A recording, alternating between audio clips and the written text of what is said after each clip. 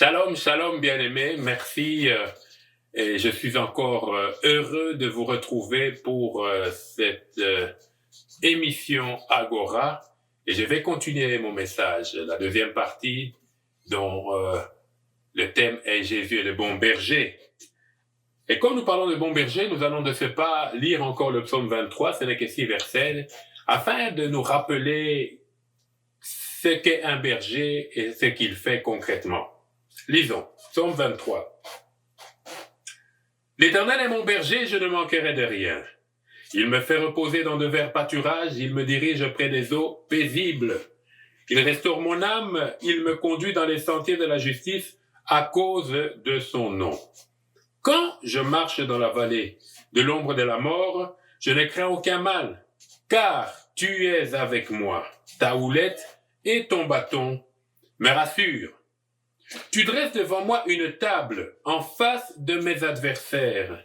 Tu induis ma tête et ma coupe déborde. Oui, le bonheur et la grâce m'accompagneront tous les jours de ma vie et j'habiterai dans la maison de l'Éternel jusqu'à la fin de mes jours. Amen. Ici, c'est bien sûr David qui écrit, et sa plume nous renseigne prophétiquement sur le statut et la mission d'un berger. Alléluia. Je ne reviens pas sur ce que j'ai dit à la première partie, seulement j'insistais sur le fait que Jésus nous dit le berger entre toujours par la porte. Et nous sommes dans l'évangile de Jean, nous lisons maintenant le 3e et le 4e verset. Lisons. Le portier lui ouvre et les brebis entendent sa voix. Il appelle par leur nom les brebis qui lui appartiennent et il les conduit dehors. Jean 10, verset 4. Lorsqu'il a fait sortir toutes ses propres brebis, il marche devant elles et les brebis le suivent parce que et ne s'éloignent point de lui, parce qu'elles ne connaissent pas la voix des étrangers. Je veux vous demander de bien me suivre, puisqu'il y a plusieurs nuances ici qu'il faut saisir. Ici, ce n'est pas seulement l'évangile proprement dit par rapport au salut, mais ce sont aussi des paroles prophétiques. Alléluia. Alors Jésus nous dit qu'il est lui-même d'abord le bon berger. Le rôle du berger, comme nous l'avons vu dans le psaume 23, c'est prendre soin des brebis qui lui sont échues, en les gardant du danger, en les conduisant vers des verts pâturages, de l'herbe grasse, pour leur permettre d'avoir une bonne santé, les eaux paisibles, c'est-à-dire des eaux où il n'y a point de prédateurs qui peuvent leur faire du mal. Et s'il y en a, le berger a son bâton et sa houlette pour chasser les loups, la houlette pour tirer les serpents et les envoyer au loin des brebis. Et puis les amener après dans la bergerie où elles peuvent se reposer calmement. Donc le berger a un travail à faire en amont et en aval. Avant que les brebis sortent le matin, le berger refait le chemin vers lequel il amènera les brebis. Il marche sur les sentiers seul. Il fait d'abord le combat lui-même avec les loups, avec les serpents et toutes sortes de menaces.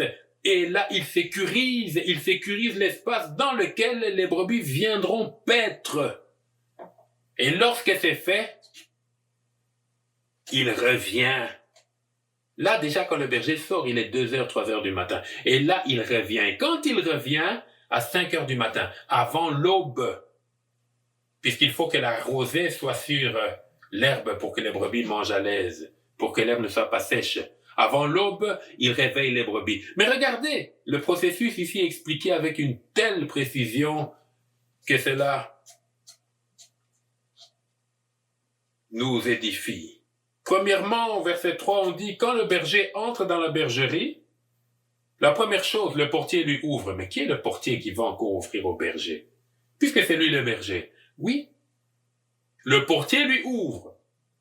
Parce que dans les bergeries, si nous rentrons dans le contexte d'Israël au temps de Jésus, il n'y avait pas que les brebis d'un seul berger. Il y avait des brebis. C'était comme des havres communs dans lesquels se retrouvaient plusieurs brebis, des fois même d'autres animaux. C'est ainsi que dans la tradition chrétienne, je ne sais pas si c'est vrai ou pas, quand on voit Jésus dans sa mangeoire entre le bœuf et l'âne gris. Je me rappelle quand j'étais dans une église, l'église qui se veut universelle, on chantait « Entre le bœuf et l'âne gris ». Ah, j'aimais ça. Déjà, je n'étais pas dans la foi chrétienne, mais j'aimais me retrouver dans la présence de Dieu. Mais on ne se comportait pas comme les enfants de Dieu. Mais le Seigneur, plus tard, nous sauvera. Il y avait donc plusieurs brebis, de plusieurs bergers, et il y avait un gérant de la bergerie. Alors, quand le berger vient chercher ses brebis, après avoir fait tout son chemin, d'aller-retour pour préparer le terrain, qu'est-ce que le berger fait? Il entre et le portier lui ouvre. Qui est le portier? C'est le Saint-Esprit. C'est par le Saint-Esprit que Christ fait son œuvre en nous. C'est par le Saint-Esprit que Christ fait son œuvre pour nous. C'est par le Saint-Esprit que Christ fait son œuvre par nous. Le Saint-Esprit. Le portier ouvre au berger. Ainsi, quand le Seigneur vous met en position d'être un berger, d'abord vous êtes le berger de votre propre âme. Cherchez la communion avec le portier. Hein? Dans d'autres endroits de la Bible, on l'appelle le maître de la moisson. En fait, le rôle du Saint-Esprit, c'est toujours un rôle actif. Il y a toujours une action qu'il doit poser, où il va vous parler, où il va vous conduire, où il va vous diriger, hein, il vous dira ce qu'il a entendu auprès du Père, il vous consolera. Donc le Saint-Esprit n'est pas statique, il est dynamique. Même au début, quand on nous dit que la terre est informe et vide, mais le Saint-Esprit faisait quoi? Il n'était pas au garde à vous, il bouge. Le Saint-Esprit cherche un moyen d'établir l'autorité du royaume des cieux dans ta vie. Le Saint-Esprit est dynamique. Alors quand le berger vient et que tu t'entends avec le Saint-Esprit, tu communies avec le Saint-Esprit, tu recherches le Saint-Esprit, alors la porte du royaume t'est grande ouverte. Et regardez ce qu'il s'est passé. Le berger, donc, quand il vient dans la bergerie, où il y a plusieurs brebis qui ne sont pas nécessairement toutes ces brebis, et je viendrai dessus après, verset 3, le portier lui ouvre. Et quand le portier ouvre au berger, qui entre dans la bergerie, dans la bergerie, il trouve une multitude de brebis. Comment ces brebis se rallieront à lui? C'est simple. Et les brebis entendent sa voix. Il n'a qu'à dire un cri qu'il donne souvent. J'ai déjà vu ça dans des documentaires. Ou une phrase ou un mot. Et directement, les brebis qui lui appartiennent. Et les brebis entendent sa voix, il appelle par leur nom les brebis qui lui appartiennent et il les conduit dehors. Donc les brebis qui lui appartiennent le reconnaissent à sa voix. C'est pour ça que Christ est la parole. L'Église ne devrait pas se mobiliser autour seulement des stratagèmes, autour de méthodes, autour de choses qui paraissent bonnes mais qui escamotent l'importance, la prééminence, la préséance de la parole de Dieu. Au commencement était la parole. Tout commence par la parole. Dieu crée par la parole. Christ se manifeste comme la parole. Nous sommes sauvés par notre foi dans la parole. Bien sûr, la grâce se manifeste et dans cette grâce, nous sommes mis en position de faire un choix. C'est pour ça que nous sommes sauvés par grâce, par le moyen de la foi. Mais la foi vient de ce qu'on entend et ce qu'on entend vient de la parole de Christ. L'essentiel, c'est la parole. Quand le berger vient et que le Saint-Esprit est en place pour faire son ministère, il n'attend qu'une chose, la parole. Ainsi, dans Éphésiens, on nous dit que la parole, c'est l'épée de l'esprit. Le Saint-Esprit ne fait rien sans la parole de Dieu. Le Saint-Esprit ne fait rien en dehors des promesses de Dieu. Ce ne sont ni nos élucubrations, ni nos rêves ou nos cauchemars ne venant pas de Dieu, ou toutes sortes de prophéties de Nostradamus, de X et d'Y, de qui sais-je encore. Le Saint-Esprit n'a que faire de ça. Le Saint-Esprit, c'est la parole. Le Saint-Esprit, c'est la parole. Le Saint-Esprit, c'est la parole. Le Saint-Esprit, c'est la parole. La parole de Dieu est là, le Saint-Esprit agit. La parole de Dieu n'est pas là, le Saint-Esprit n'agit pas. Alléluia. Donc le berger attend que le portier lui ouvre. C'est pour ça que quand quelqu'un donne sa vie à Christ, il est convaincu par le Saint-Esprit, qui nous convainc du péché, de la justice et du jugement. C'est pour ça qu'il ne faut pas oppresser quelqu'un qui vous prêche l'évangile et qui ne veut pas se convertir. Laissez, c'est le job du Saint-Esprit. Mais le berger entre parce que le Saint-Esprit lui ouvre et ensuite il parle. Et quand il parle, qu'est-ce qu'il fait? Il nomme les brebis. Je ne vais pas citer de noms ici parce que souvent on donne des noms féminins aux brebis. Et si vous entendez votre nom, chère dame, chère demoiselle, vous allez dire, mais cet homme n'est pas sérieux, il m'appelle comme si j'étais un animal. Bien-aimé, Jésus te connaît par son nom. Je reviens dans le cadre d'une église locale, d'un ministère, dans le cadre d'une congrégation, d'une communauté.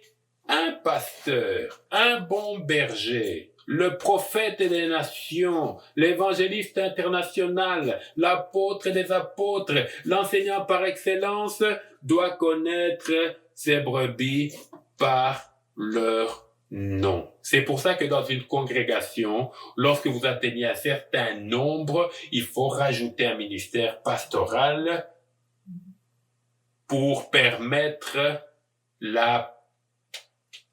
le contact avec les brebis. C'est pour ça qu'il faut faire attention. Je ne suis pas contre ça, mais les méga church dans lesquels la communion, vous savez qu'à la croix, Christ nous montre que la communion avec le Père est verticale, mais la communion fraternelle, c'est ainsi qu'il a tendu les bras à la croix, doit se faire aussi. C'est tout ça qui fait la vie. La vie de l'Église, c'est notre relation avec le Père et notre relation intercommune entre nous, les enfants de Dieu. Et plus l'Église grandit, plus le ministère grandit, il faut prendre des dispositions pour que nous ne soyons pas isolés au milieu de la multitude. Vous pouvez être nombreux et pourtant vous trouvez seul. Je me rappellerai toujours de cette histoire triste et vraie. Un homme que je connaissais, que je voyais, ce n'était pas moi le pasteur, mais je fréquentais cette église. Un homme vient un jour le matin. On ne savait pas qu'il avait beaucoup de problèmes. Il y avait une dévotion matinale, il vient régulièrement, il vient, et puis un jour, on ne savait pas qu'il était criblé de dettes et qu'il était au dos du mur. Et malheureusement, il était sur le point de prendre une mauvaise décision. Quand vous avez un problème, dialoguez, parlez. Et lorsque le culte fut fini, il est parti se suicider. Il est mort. Et pourtant, il était à la prière le matin. Manque de communication. Les pasteurs ne sont pas à blâmer parce que les pasteurs ne vont pas agresser les gens. Mais vous, allez vers vos dirigeants, allez vers les frères, allez vers les sœurs. Et évitez le drame. Bien-aimé, le berger, lorsqu'il entre dans la bergerie, il appelle chacune de ses brebis par leur nom, et ses brebis se lèvent et le suivent, et les autres qui ne connaissent ni sa voix, ni l'odeur de ce berger, parce que le berger, on le reconnaît à sa voix et à son odeur.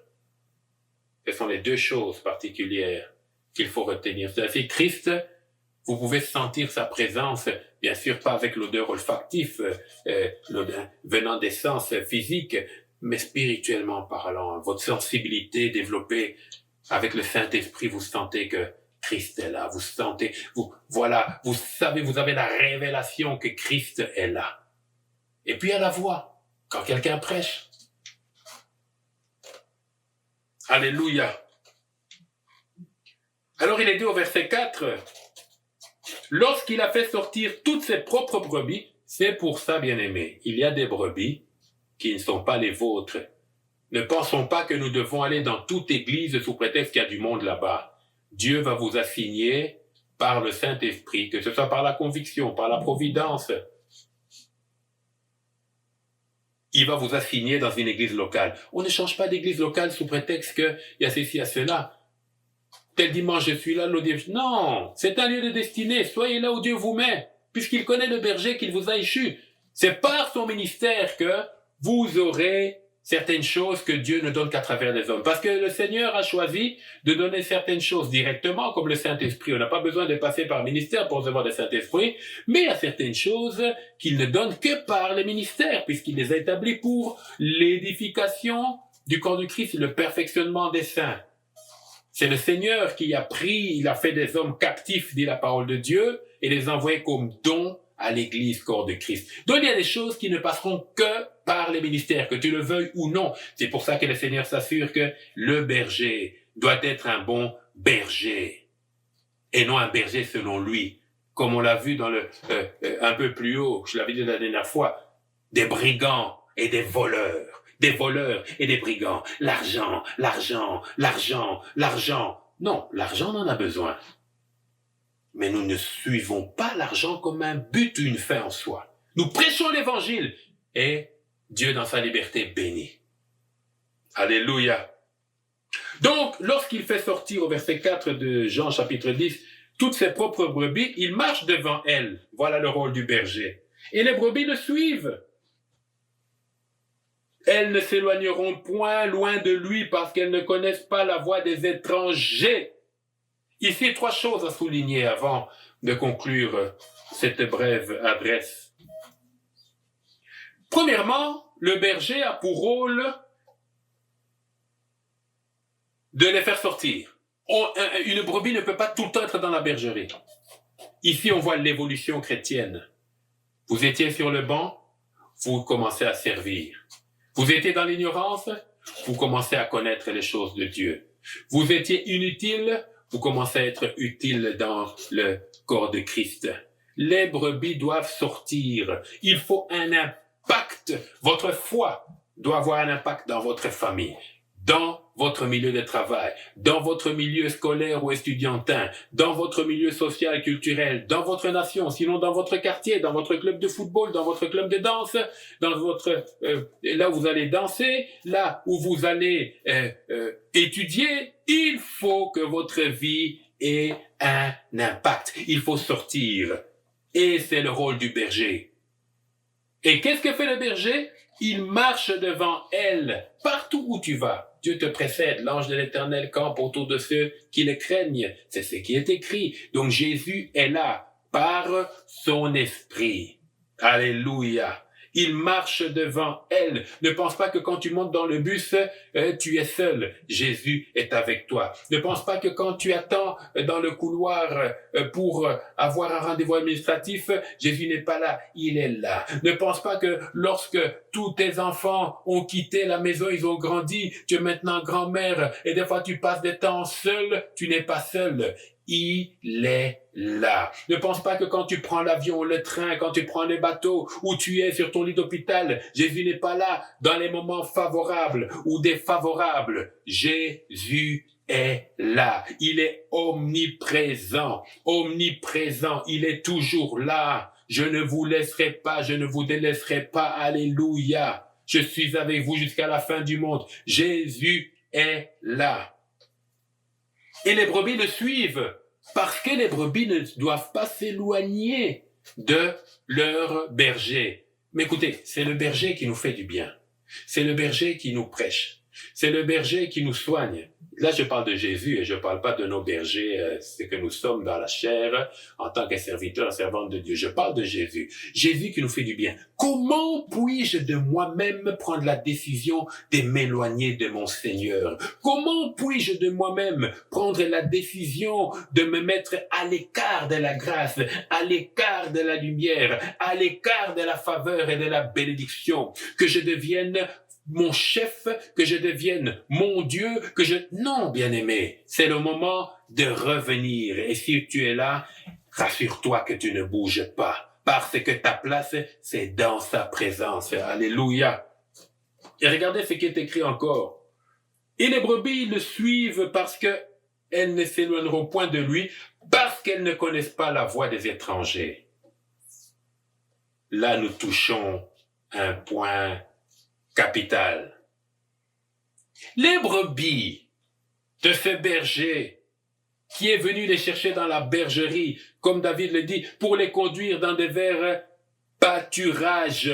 Et nous voyons tout le bien que ce berger fait à ses brebis. Lorsque nous lisons le psaume 23, comme nous l'avons lu tout à l'heure, ces brebis ne connaissent pas la voix des étrangers.